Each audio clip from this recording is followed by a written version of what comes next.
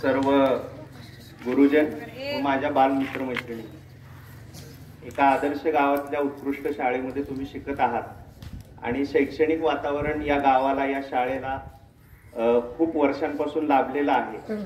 या गावामधून अनेक अधिकारी घडले आणि माझ्या समोरही भविष्यात अधिकारी होऊ इच्छिणारे, अधिकारी बनणारे माझे बालमित्र मैत्रिणी या ठिकाणी बसलेले आहेत। तुमच्यासारखंच मीही असंच शाळेच्या ग्राउंडवर बसून आलेल्या प्रमुख अभ्यागतांचं मनोगत ऐकायचो, त्यातल्या काही गोष्टी मनामध्ये साठवून ठेवायचो। एपीजे अब्दुल कलाम आपल्या भारताचे माजी राष्ट्रपती नेहमी म्हणायचे की low aim is a crime, छोटे ध्येय हा एक गुन्हा आहे। तुम्ही आयुष्यात कधीही ध्येय मोठं ठेवा, अजिबात छोटं ध्येय ठेवू नका। भरपूर खेळ खेळा, आपल्या आई वडिलांचं आणि गुरुजनांचं ऐका। आपण सर्व शेतकरी कुटुंबातली पार्श्वभूमी असलेले आहोत। आपले आई वडील काबाड कष्ट करून आपल्याला शिकवत असतात, आपले गुरुजन आपल्यासाठी खूप मेहनत घेत असतात। तर ते जसं जसं सांगतील तसा तसा अभ्यास करणं आणि मोबाईलचा वापर हा फक्त अभ्यासासाठी करणं ही सवय आतापासूनच लावून घ्या। कारण मोबाईलच्या अतिवापरामुळे पुढे आपल्याला अभ्यासावर परिणाम होणार। त्यापेक्षा अभ्यास करण्यासाठीच मोबाईल फक्त वापरायचा ही सवय तुम्ही लावून घ्या।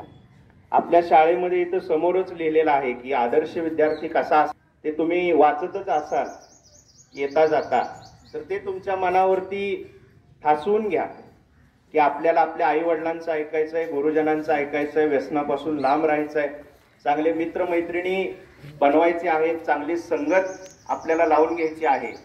आणि तुम्हाला या शाळेमध्ये खूप चांगलं वातावरण, खूप चांगले शिक्षक, तुम्ही भरपूर स्पर्धांमध्ये भाग घेता, मग त्यात कला असेल, क्रीडा असेल किंवा इतर प्रज्ञाशोध परीक्षा असतील, कुठलीही परीक्षा चुकवू नका। सगळ्या परीक्षांना बसत चला आणि सगळ्या स्पर्धांमध्ये भाग घ्या।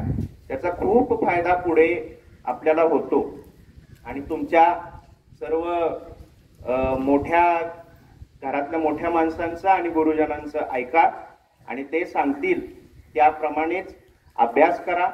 मोबाईलचा वापर अभ्यासासाठीच करा आणि आयुष्यात खूप मोठे उद्योजक, खूप मोठे खेळाडू, खूप मोठे कलाकार, खूप मोठे अधिकारी आणि एक चांगले नागरिक बना, एवढंच मी तुम्हाला सांगतो। आणि माझा एवढा चांगला सन्मान शाळेने केला त्याबद्दल मी पुन्हा एकदा मनापासून धन्यवाद।